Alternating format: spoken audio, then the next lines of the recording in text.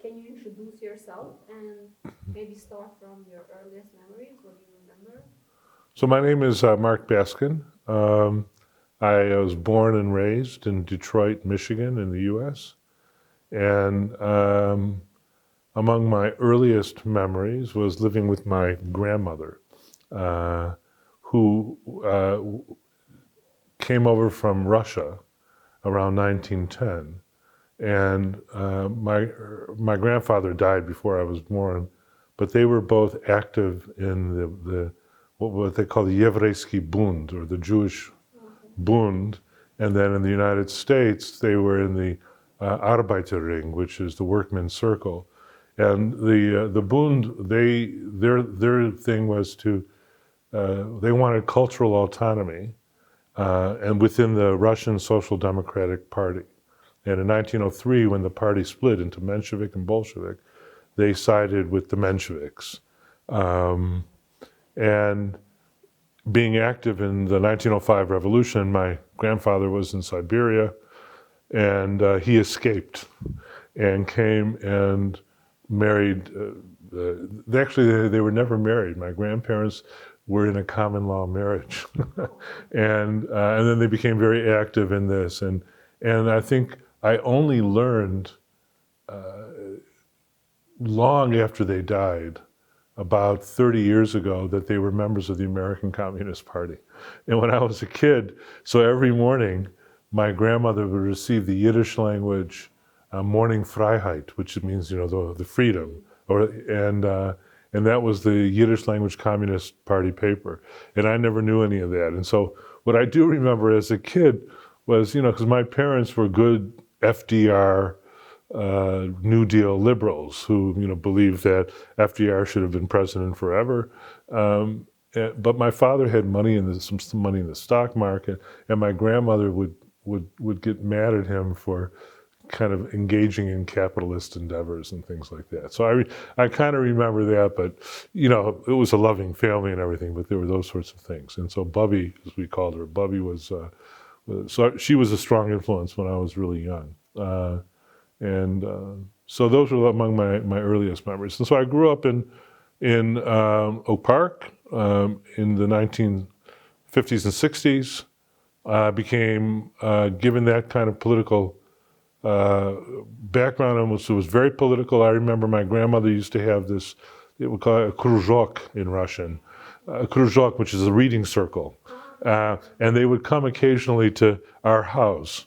All these old people would come and speak Yiddish in our house. Are they close reading some text, or what? They were reading these texts, and they were all in Yiddish. All but from these kind of Yiddish socialists, and what's his name, Sholem Aleichem, who wrote the stories that led to the film Fiddler on the Roof, were taken from these stories by Sholem Aleichem, which were these kind of left-wing stories, and et cetera, et cetera.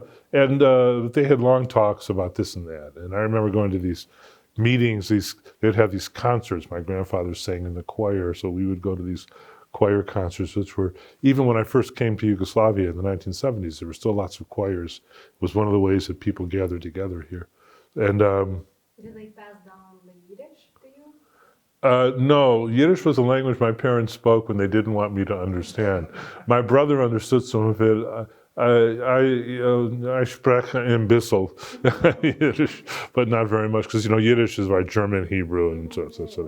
And so no, I don't really know it. And they wanted me to learn, and there were a few. My aunt spoke it fluently. She went all the way to Yiddish Schule, as they say, Yiddish Schule, all the way through high school. And my parents had some friends who spoke it quite fluently, but I never did. And how's family like? Like you mentioned, you had brothers and sisters. Yeah, I just had one brother. He was an older brother, and in our family, we knew that we were going to college from the time we were still in my mother's womb, I suspect. And it was a typical American family of the 50s and 60s, rather modest. We lived in a kind of a middle-class suburb, and my parents were very active. And in fact, when they were young, they were also activists. And What was happening politically? What was happening to the civil rights movement was the big deal. But among the stories that I heard, there was, being in Detroit, the labor organizing and the creation of the United Auto Workers, or UAW, was a big deal. And there was a close friend of my parents who was killed at a demonstration in 1930, must have been 37 or 38, and it was called the Battle of the Overpass, in which Henry Ford hired gangsters to break up the demonstrators, and to control the workers. And I know that my aunt had wanted to go to the demonstration, and then Zadie wouldn't let her. And then our friend died, and the guy who died, I actually know his brother and sister. They've now passed away, but I knew that family as well as part of this community that we still belong to. And so politically, what was happening was, I remember my first political memory was John F. Kennedy's, the election of 1960. How old were you then? I was 8. And so, I mean, that's what I vaguely remember. I remember I thought I liked the way Nixon looked, and I told that to my mother, and she was horrified. And so, and I, of course, later understood why she was horrified and all that. Although when I compare, well, Nixon looks good compared to some presidents, in fact. So, and so, but I remember the things with the civil rights movement, and again, my aunt, the one who spoke Yiddish, she went down to the march, the famous March on Washington, 1963, where Martin Luther King made his "I Have a Dream" speech. All of the kind of labor. She was a labor activist her whole life. Her last act was, she was at a couple of years before she died, she went to the 2008 convention where Obama spoke, where Obama was nominated. And I asked her, I said, how was it? And she goes, I like Michelle's speech better, she said. was her line. So. Was this alliance common at the time, that the Jewish community would ally with the black community? Yes. Jews were the Jewish community, well, not the entire Jewish community, but basically since the I actually gave a talk in Serbian on this in Belgrade about 10 or 15 years ago about the Jewish interest in the election. So I looked up, since the 1920s, Jews have voted about 65 or more percent for the Democrats, 65 to 70% for the Democrats. And there's this whole common heritage, this idea that we were once slaves in the land of Egypt, that this Jews, wherever they have been, with the exception of Israel since 1948, we've been a minority, so that we always take steps to sort of, we believe in, I was raised thinking that the underdog was worth supporting.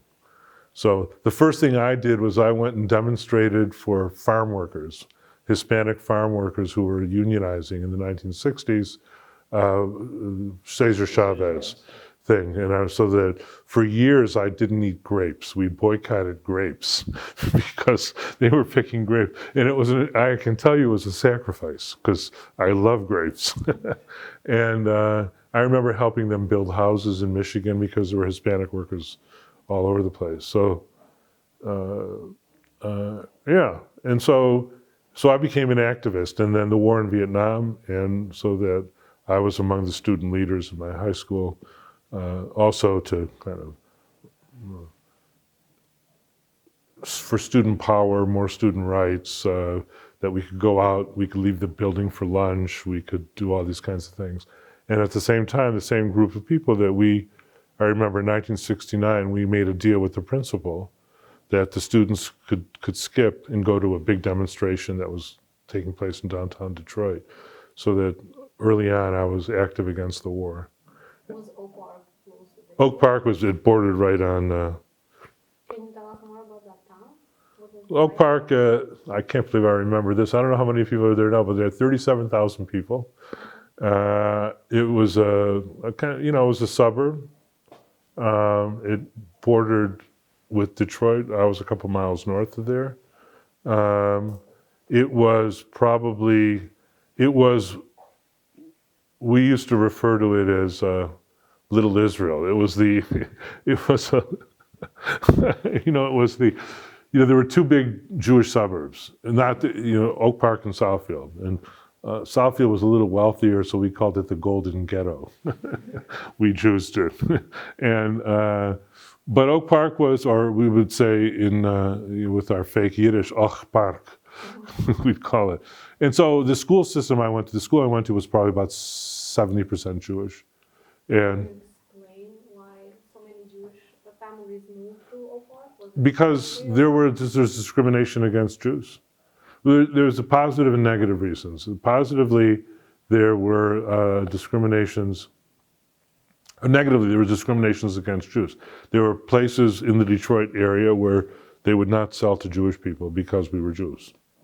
Because, and if you look at some of the Ku Klux Klan, the right-wing fascist, quasi-fascist, whatever you want to call things, they almost they despise Jews more than they do African Americans.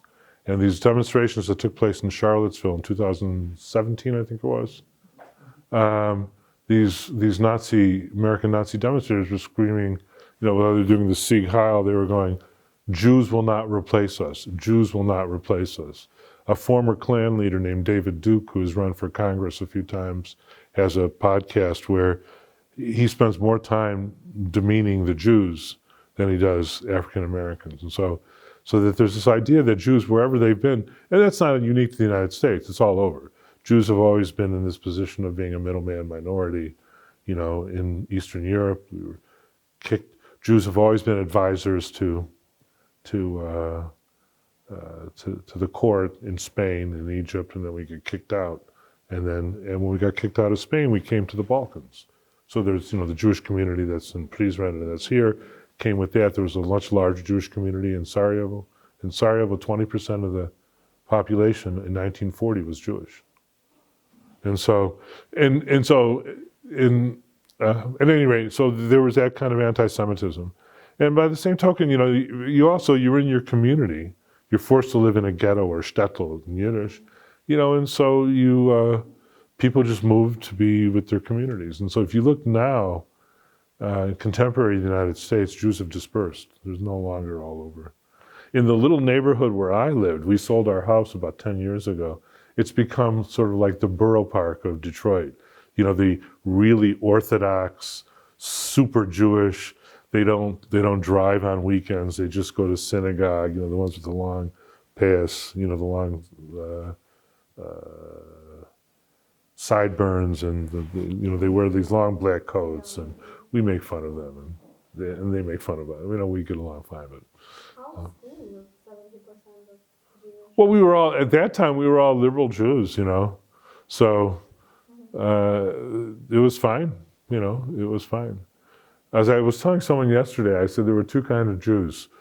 There were businessmen and rabbis. The businessmen all became rich, and the rabbis are, well, I'm a rabbi. In that sense.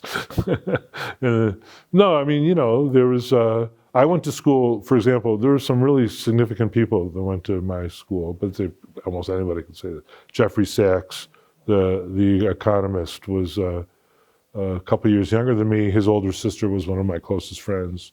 She was a reporter for Time magazine for many years.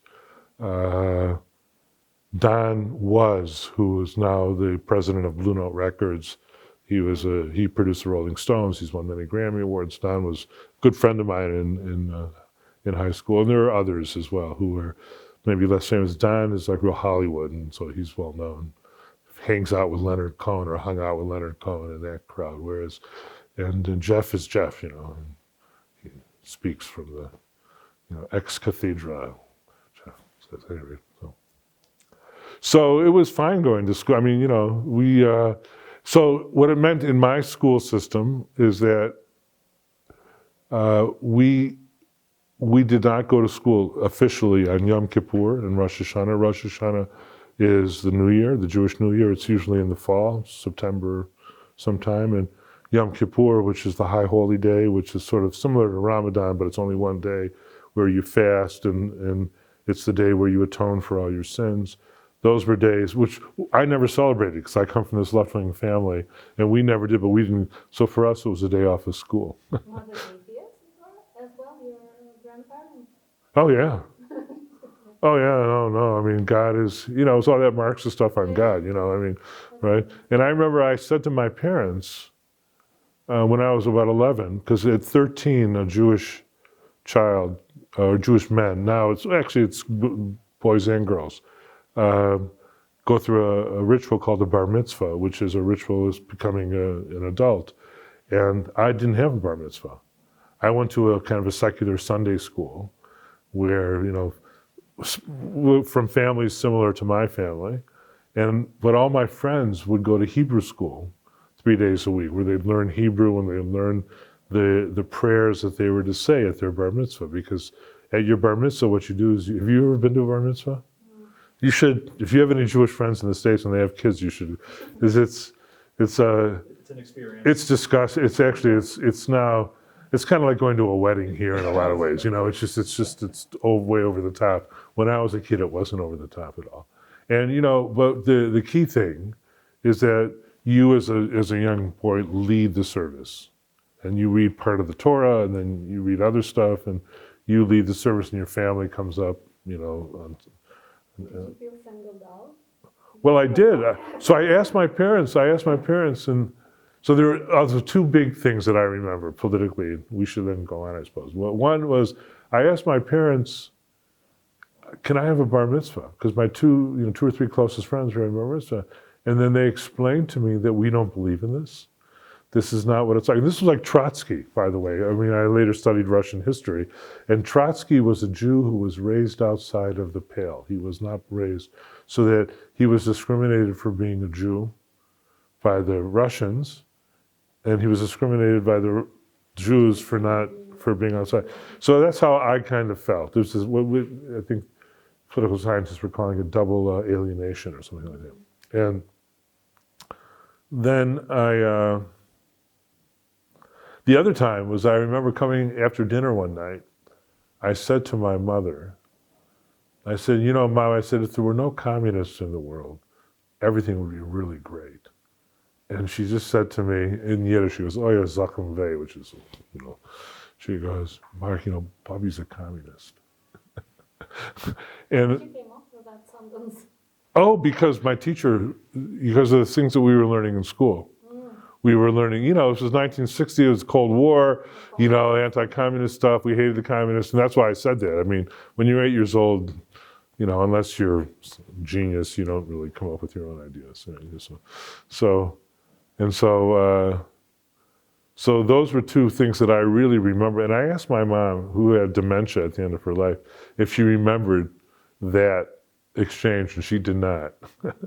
But I remember it really clearly.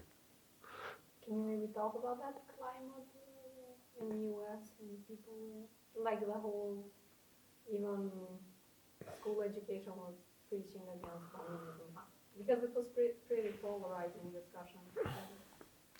Well, no. I mean, again, we were in a particular kind of school.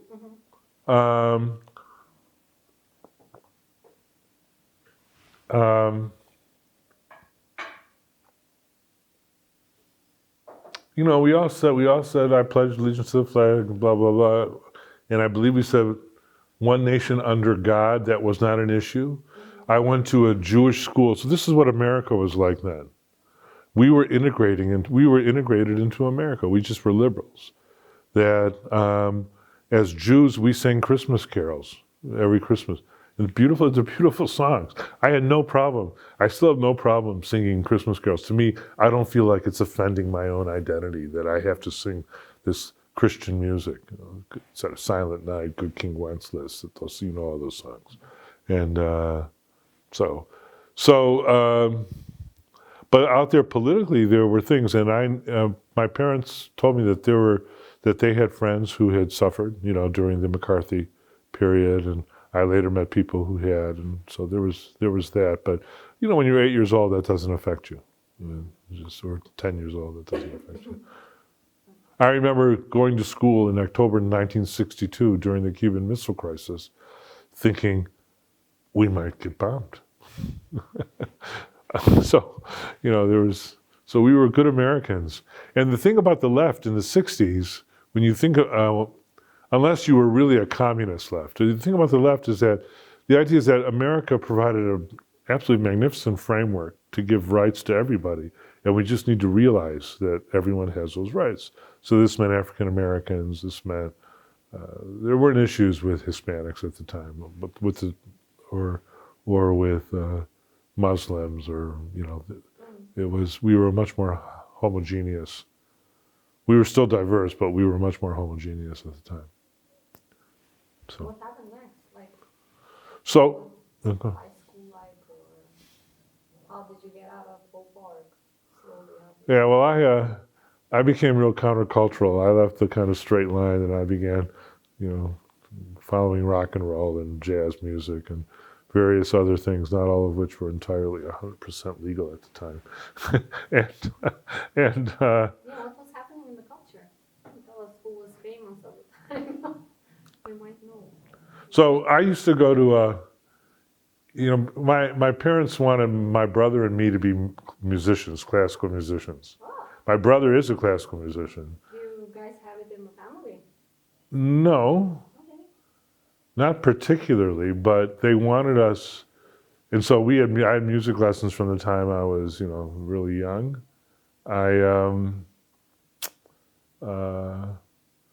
But I didn't like to practice, and so the joke is, how do you get to Carnegie Hall?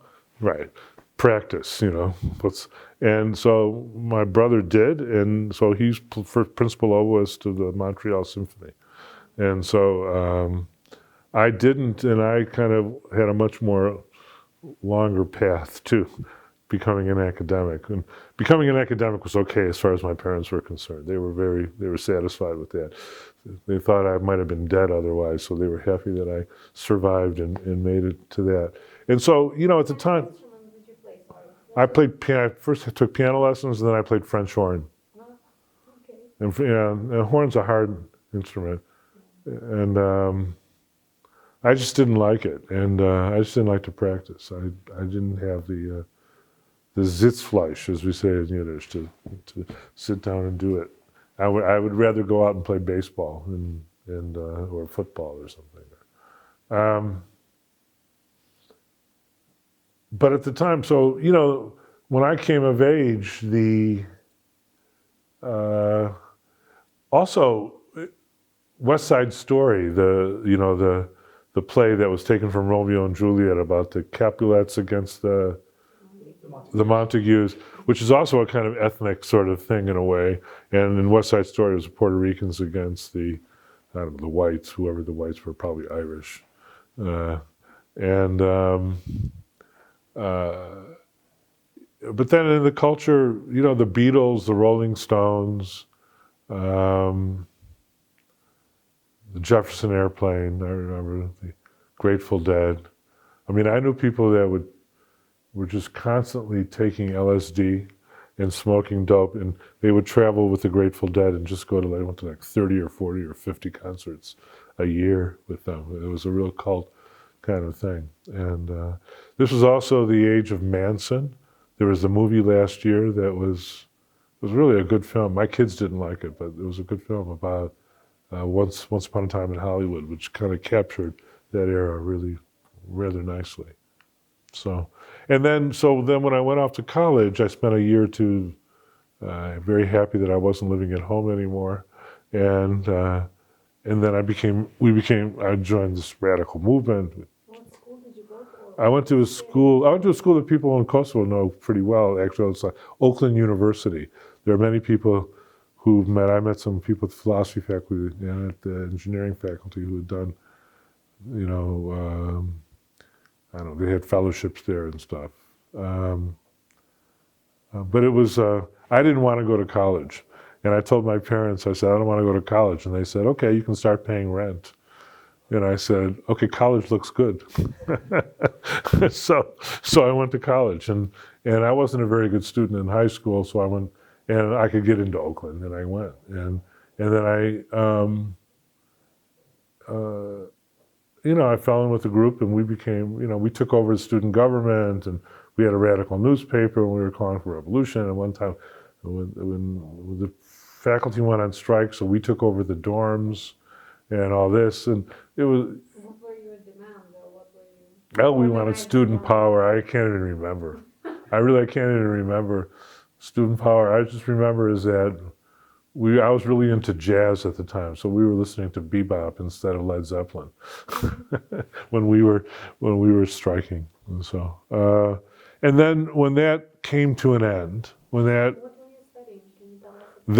then I wasn't studying anything at the time. I mean, I was taking courses. yeah, at the time I was a psych major, but I didn't like psych. So then I studied history, and then I began studying, and my grandmother was quite old at the time, and she was already senile. I couldn't really talk to her, but I was really interested in the revolutionary, because I was trying to be a revolutionary, and then so I began studying Russian revolutionary history, and then my professor, who I really was my mentor as an undergrad, was actually a medieval historian. So I went back and I took all these courses on kind of early Russian history, which are really interesting, I have to say. And then, and so I graduated with a degree in history. And then when I graduated, I wanted to get out of the United States. I felt it was really stifling and all this, and so I applied for a little Fulbright to come to Yugoslavia, because there was nothing to do in the Soviet Union. And another one of my mentors, who was an Indiana PhD in history, who was a Habsburgist. Larry was a guy who did Poland, and he wrote an article called Did the Slavs Speak German at the First Pan-Slavic Congress? And it turns out that they did, because it was the language within the Habsburg monarchy where everyone spoke. Yeah. So all the Slavs, all the Poles, the Czechs, the Slovaks, all these that were at the time in 1848 developing their cultures, instead of the Croats, and the Serbs, who were all the